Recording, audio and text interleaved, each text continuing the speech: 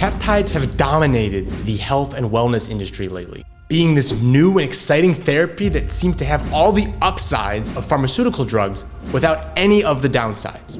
But what if there's another way we could get these peptides that no one's really talking about? And this way was available to almost everyone. So this video is going to go on a bit of a different peptide path than you may expect. Coach JMO here, and the truth about peptides is that they are just small strings of amino acids. Nothing sexy, nothing crazy.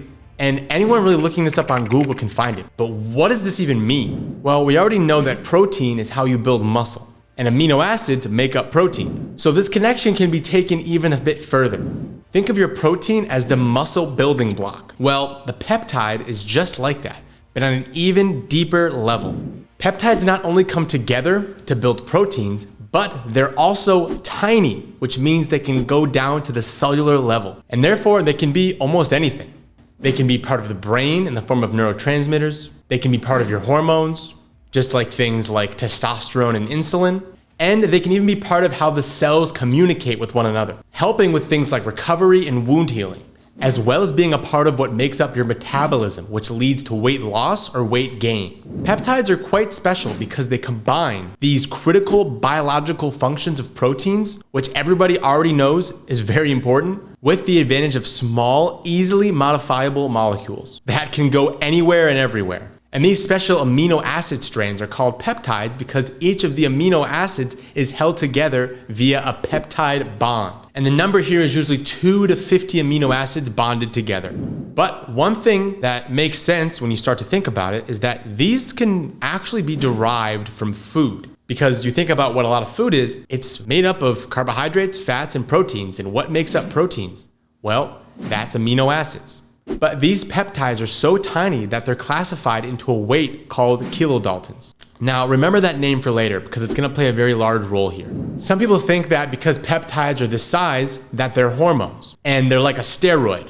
But peptides are actually not a bioidentical steroid at all. They're more of an enhancer.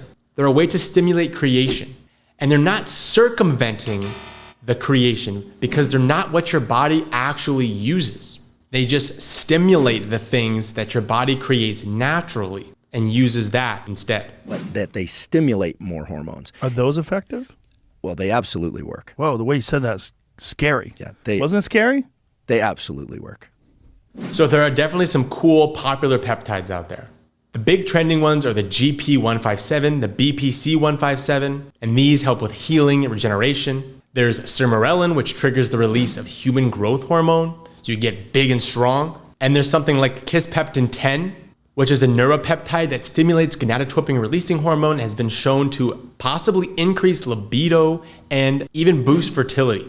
There's another one like melanotan, which actually does make you tan, and also, of course, helps boost libido. And these names are funny. You think Kisspeptin with libido, melanotan with tanness. I don't know who came up with the names, but that's just what they are. However, this video is not about those kind of peptides. Yes, those are very cool, but we're gonna get into why you need to be careful about those peptides in a second. And the human studies are really still coming out on these things.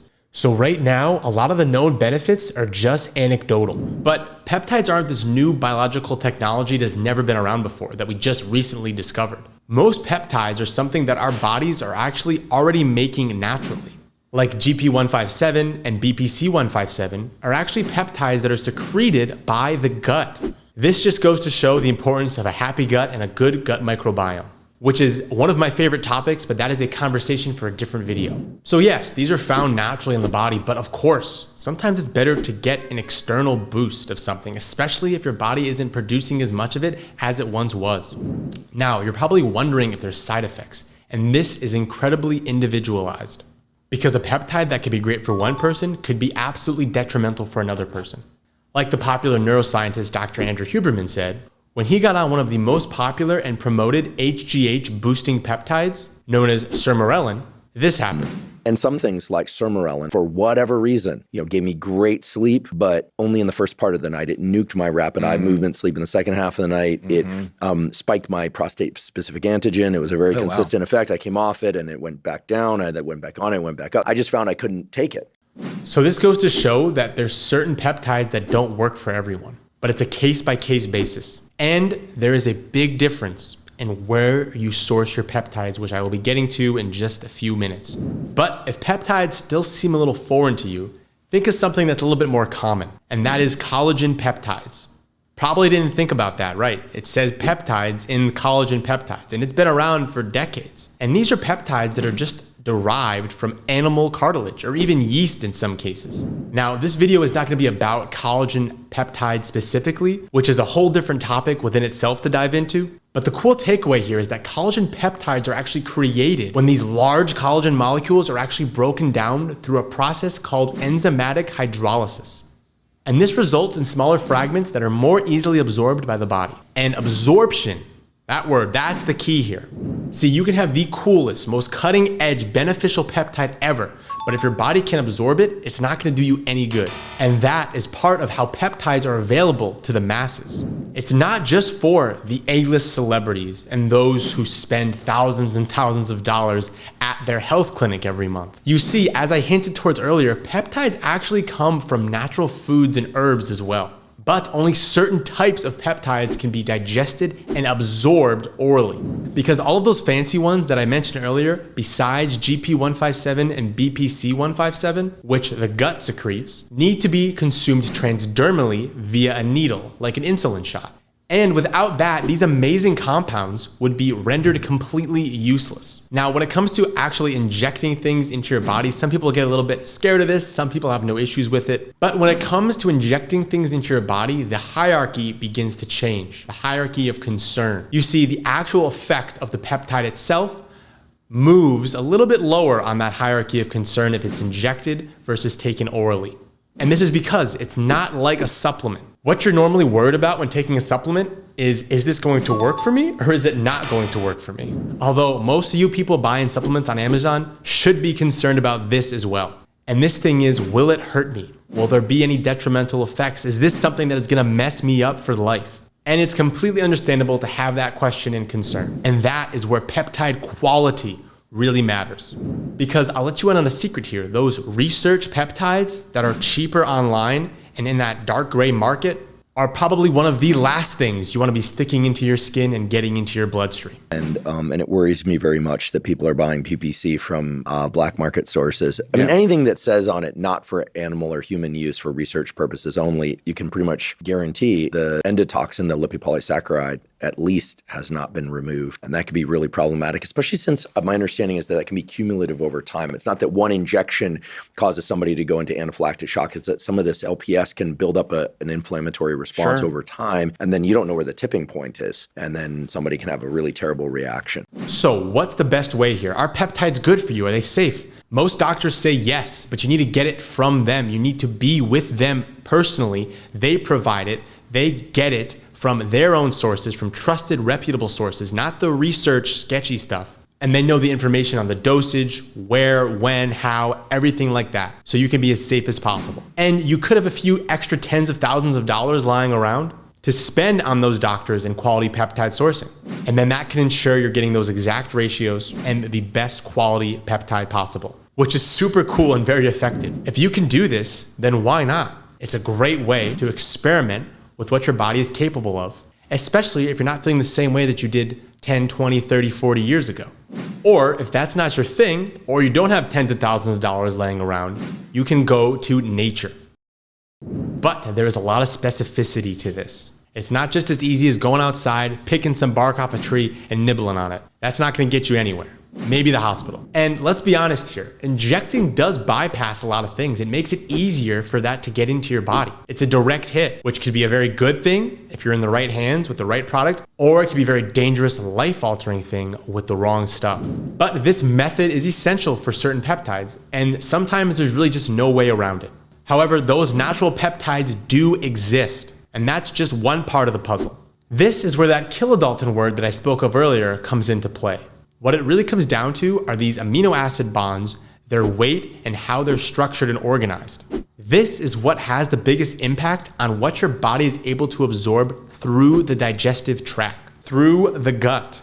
Because think about it, these peptides have to pass through the stomach in its very low pH, the enzymes in the stomach that are there to digest foods and proteins, and then end up in your bloodstream to do the job that it's meant to do. But certain things work out so that somehow nature has found out a way for this to happen. It makes it through this whole system. Certain peptides survive through our stomach acid, through the enzymes, get digested, and then put into our bloodstream and go exactly where they need to go. How cool is that? This is like nature's gift to us. How cool is it that peptides that come from plants are actually given to us from that plant as a way to motivate humans to continue to cultivate and grow that plant?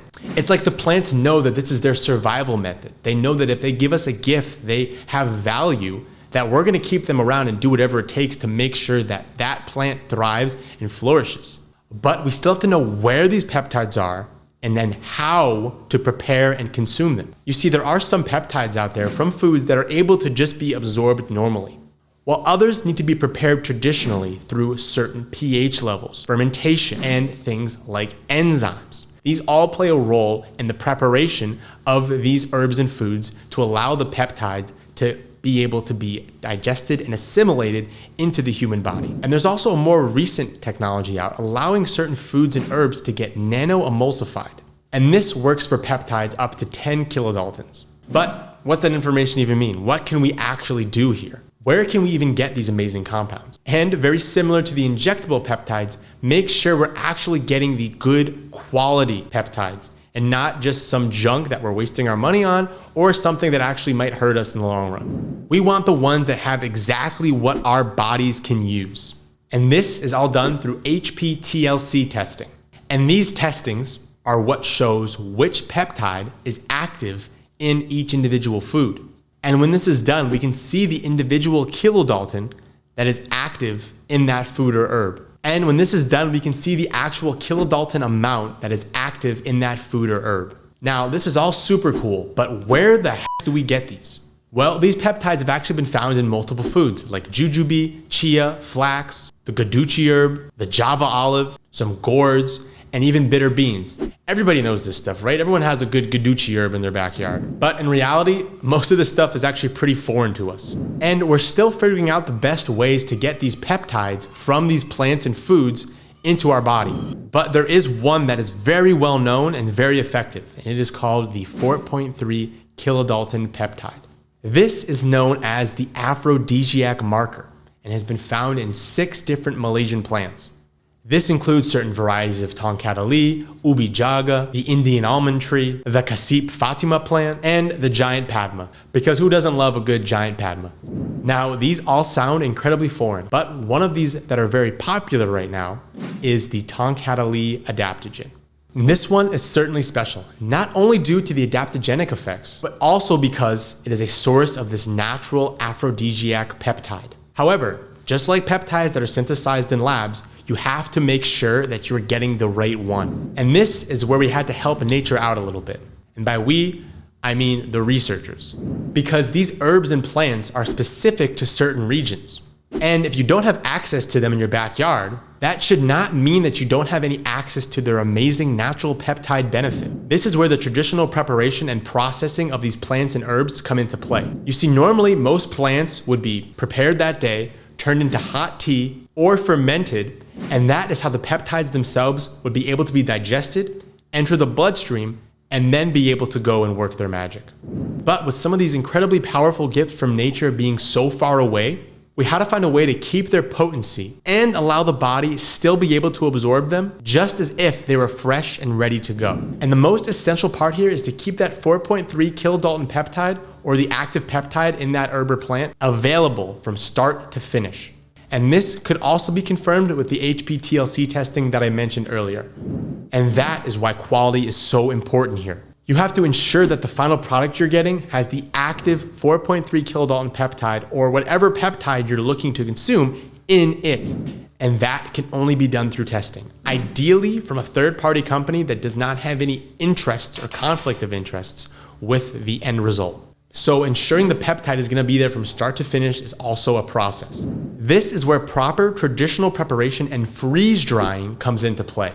When certain compounds are freeze dried, it preserves their nature, peptide bond, and bioavailability. This process has even been shown to enhance the potency and fertility of these herbs. And those benefits really come from the powerhouse peptides that are stored within those amazing plants. So when it comes to peptides, you too can have a taste of what these A-list celebrities, big name health influencers, podcasters, athletes are all spending thousands a week on. Because let's be honest, how is that fair? Yes, we definitely know that peptides are pretty awesome, and doctors say they're quite safe if you take them properly. But of course, you need to get the best of the best stuff, or risk seriously damaging or injuring yourself for life. And on top of that, having a specialist there who prepares your doses and timing. If only we could all have access to that. And the potentials with peptides are really limitless here. I'm talking about the injectable lab synthesized peptides and the natural peptides that are found in nature that probably are still out there that we have yet to discover. Because we're still learning so much about existing plants, herbs, and foods that do contain this incredible compound. It is definitely way deeper than just collagen and tonkat ali and all those herbs and plants and trees that I mentioned earlier.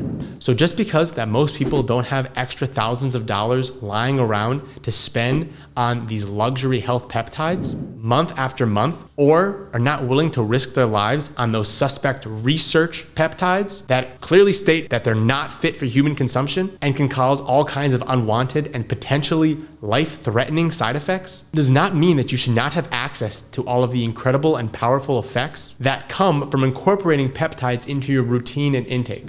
And as always, like and subscribe for your health.